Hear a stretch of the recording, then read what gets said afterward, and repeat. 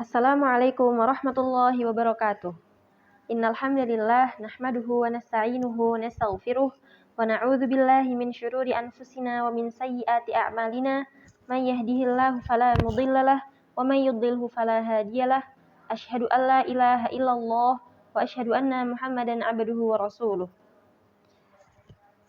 Selamat siang teman-teman semua. Perkenalkan, nama saya Muna Ikramatus Sofia, mahasiswi Prodi Ilmu Al-Quran dan Tafsir semester 5 Universitas Ibnu Khaldun Bogor. Di sini saya ingin menyampaikan tafsir Quran Surat Al-Baqarah ayat 67 hingga 74 terkait kisah penyembelihan sapi dengan metode tafsir tahlili. Baik, untuk saat ini saya akan membacakan tafsir tahlili dari Al-Baqarah ayat 67 hingga 74. A'udzu billahi minasyaitonir rajim. Bismillahirrahmanirrahim.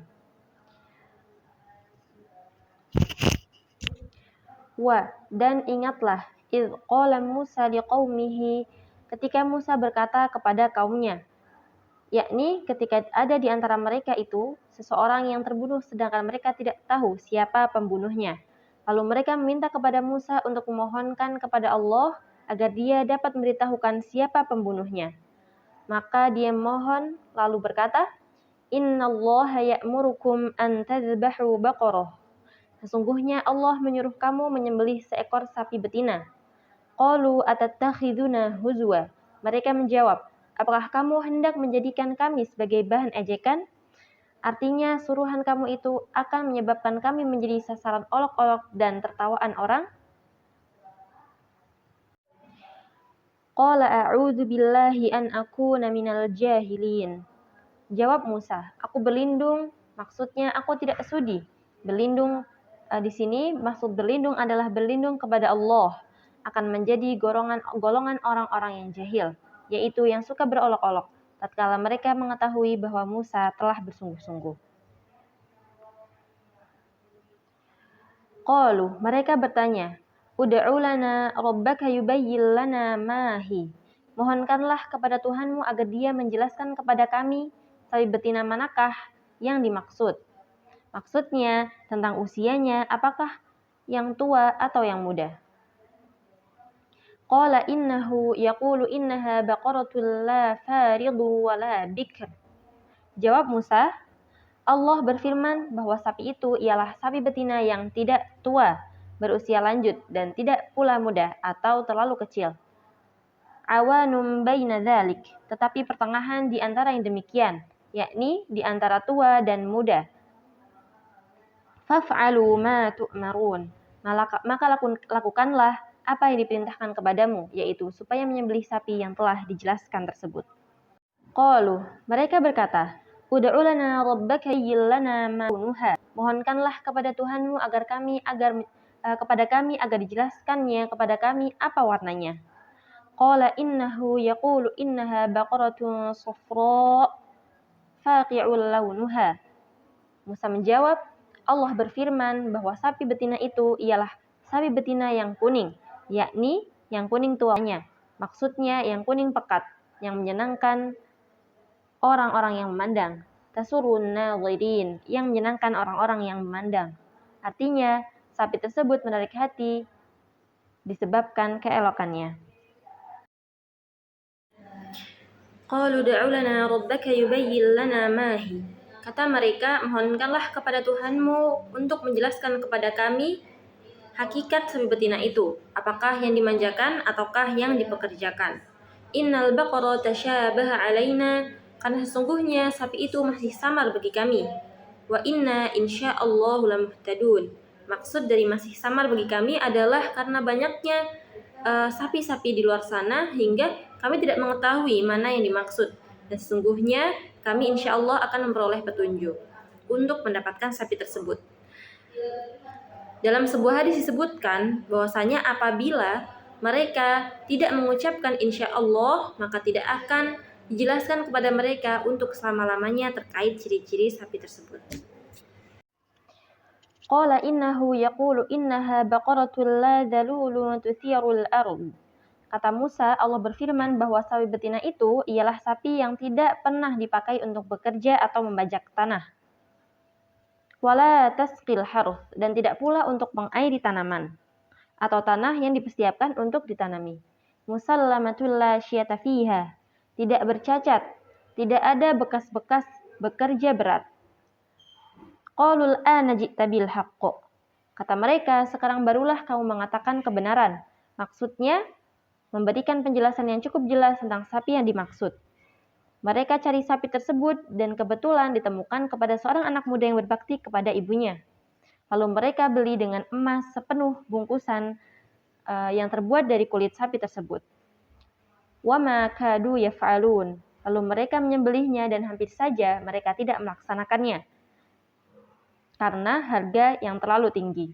Dalam sebuah hadis disebutkan, seandainya mereka segera menyembelih seekor sapi tanpa banyak bertanya, niscaya itu cukup bagi mereka. Akan tapi mereka menyusahkan diri mereka sendiri sehingga dipersulit oleh Allah. Wa idh qataltum nafsan faddaratum fiha. Dan ketika kamu membunuh seorang manusia, lalu kamu menuduh tentang hal itu. Asalnya fatadaratum, lalu tak diidghamkan kepada dal yang berarti bertengkar dan saling menuduh. Sedang Allah menyingkapnya atau memperlihatkan apa yang kamu sembunyikan. Wallahu mukhrijum ma kuntum taktumun, yaitu tentang persoalan tersebut. Kalimat ini adalah suatu interupsi dan menggunakan awal kisah. Faqul nadribuhu bi ba'dihha. Lalu firman kami, pukullah dia, maksudnya mayat dari orang yang terbunuh tadi dengan salah satu anggota badan sapi betina itu. Lalu mereka pukul dengan lidah atau pangkal ekornya, sehingga ia pun hidup kembali dan mengatakan siapa pembunuhnya yang tiada lain dari dua orang saudara sepupu yang disebutkan namanya masing-masing. Kemudian ia menjadi mayat kembali. Maka kedua pembunuhnya tidak diperbolehkan untuk mendapatkan harta warisan, bahkan mereka pun dibunuh pula. Lalu firman Allah Ta'ala, kadzalika yuhyillahul mauta. Demikianlah maksudnya cara Allah menghidupkan kembali orang-orang yang telah mati dan memperlihatkan kepada kamu tanda-tandanya atau bukti-bukti kekuasaannya. Wa yurim ayatihi la'akum ta'qilun. Allah menghidupkan kembali orang yang mati dan memperlihatkan tanda-tandamu kepadamu tandanya dan merenungkan sehingga mengerti dan mengimani Allah yang kuasa menghidupkan seorang manusia yang telah meninggal dunia. Tsumma qasat qulubukum min ba'di dzalik. Kemudian hatimu menjadi keras setelah itu. Ditujukan kepada orang-orang Yahudi hingga tidak dapat dimasuki oleh kebenaran, yakni setelah peristiwa dihidupkannya orang yang mati tersebut dan kejadian-kejadian sebelumnya. Fahiya kal hijarah, maka ia adalah seperti batu, au asyaddu qaswah, atau lebih keras lagi daripada batu. Wa inna minal hijarati lama yatafajjaru minhul anhar. Padahal di antara batu-batu itu sungguhnya ada yang mengalir anak-anak sungai daripadanya. Wa inna minha lama yashaqqaqu fayakhruju minhul ma. Dan dari batu-batu tersebut ada pula yang terbelah. Asalnya ia taqqaqu, lalu tak dihidupkan kepada huruf shin, sehingga jadi yashaqqaqu, lalu keluarlah air daripadanya. Dan sesungguhnya di antaranya ada pula yang jatuh meluncur dari atas ke bawah karena takut kepada Allah. Sebaliknya, hatimu tidak terpengaruh karenanya, serta tidak pula menjadi lunak ataupun tunduk. Wa mallahu bighafilin amma ta'malun. Dan Allah sekali-kali tidak lengah terhadap apa yang kamu kerjakan. Hanya ditangguhkannya menjatuhkan hukuman hingga saatnya nanti. Menurut satu qiraat bukan ta'malun akan tapi ya'malun.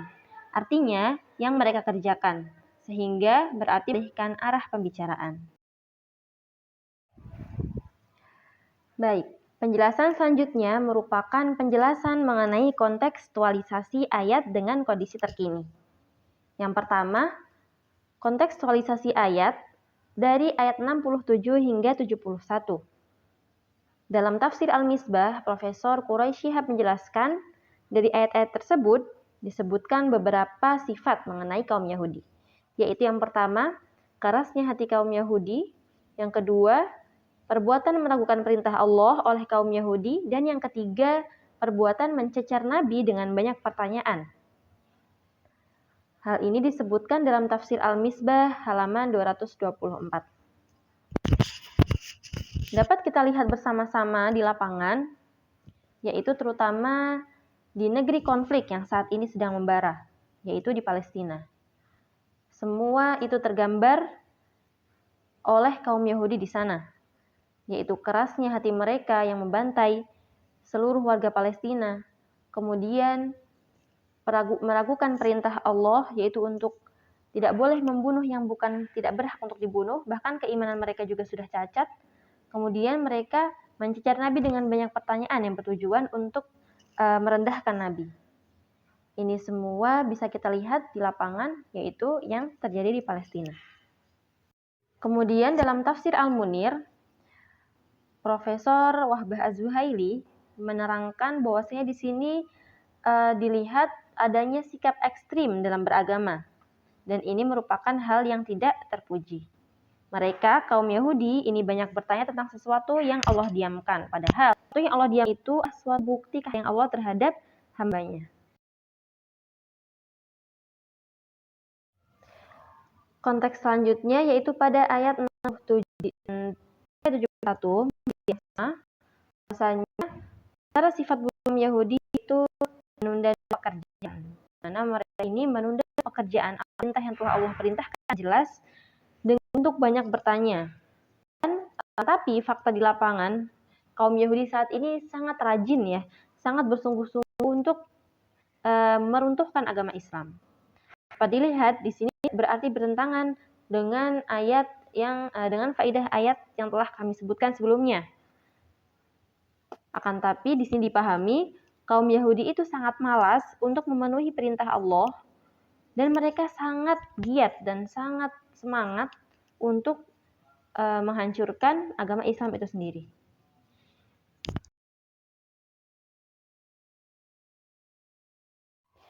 Banyak teknologi-teknologi modern yang saat ini ada atau hal tersebut diinovasikan oleh orang-orang Yahudi, seperti Google dan juga Microsoft. Kemudian ilmuwan-ilmuwan terdahulu seperti Albert Einstein, itu mereka adalah berketurunan Yahudi. Mereka ini berlomba-lomba dalam menciptakan inovasi-inovasi terkait teknologi, sehingga saat ini mereka gunakan untuk melemahkan generasi-generasi Muslim. Oleh karenanya, jangan sampai lengah, wahai para generasi Muslim, termasuk saya sendiri, gunakan teknologi-teknologi tersebut untuk melawan mereka. Jangan sampai kita terperdaya dan terlalaikan oleh kemudahan-kemudahan yang kita dapat sekarang. Kontekstualisasi ayat selanjutnya yaitu dari ayat 73 hingga 74. Di sini masih sama, dijelaskan mengenai kerasnya hati kaum Yahudi.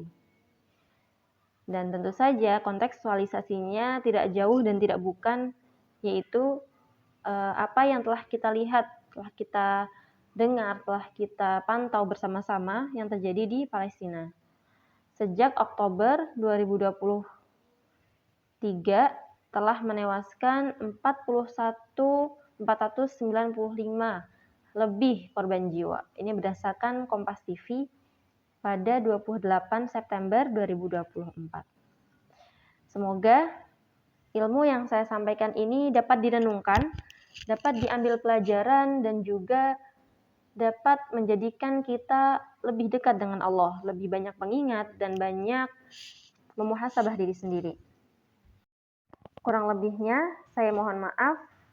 Pada kesempatan kali ini saya sangat bersyukur dapat berbagi ilmu dengan teman-teman sekalian. Saya akhiri dengan baca kafaratul majelis. Subhanakallahumma wa bihamdika asyhadu an la ilaha illa anta astaghfiruka wa atubu ilaik. Wassalamualaikum warahmatullahi wabarakatuh.